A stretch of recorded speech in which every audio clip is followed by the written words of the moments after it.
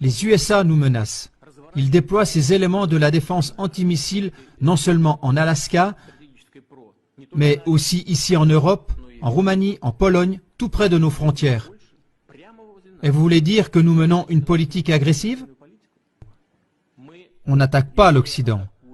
Je veux dire attaquer dans le sens politique. On n'agresse personne. On ne fait que défendre nos intérêts. Le mécontentement de nos partenaires occidentaux, notamment des Américains, est lié au simple fait que nous défendons nos intérêts. Vous avez parlé des vols de nos avions de combat, y compris des vols de nos avions stratégiques.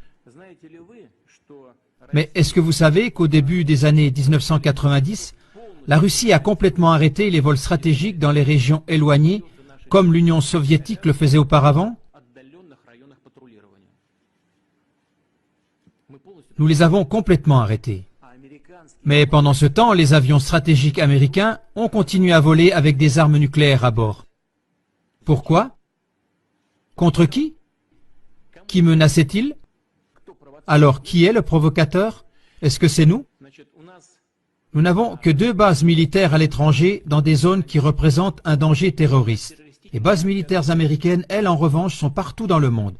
Et vous dites que nous nous comportons agressivement? Le bon sens, il est où? Que font les forces américaines en Europe avec leurs armes nucléaires pré-stratégiques? Qu'est-ce qu'elles font là-bas? Écoutez, le budget de la défense russe pour l'année prochaine a augmenté. L'équivalent en dollars, pour ne pas dire une bêtise, c'est à peu près 50 milliards de dollars. Et le budget militaire du Pentagone dépasse le nôtre de 10 fois. 575 milliards de dollars.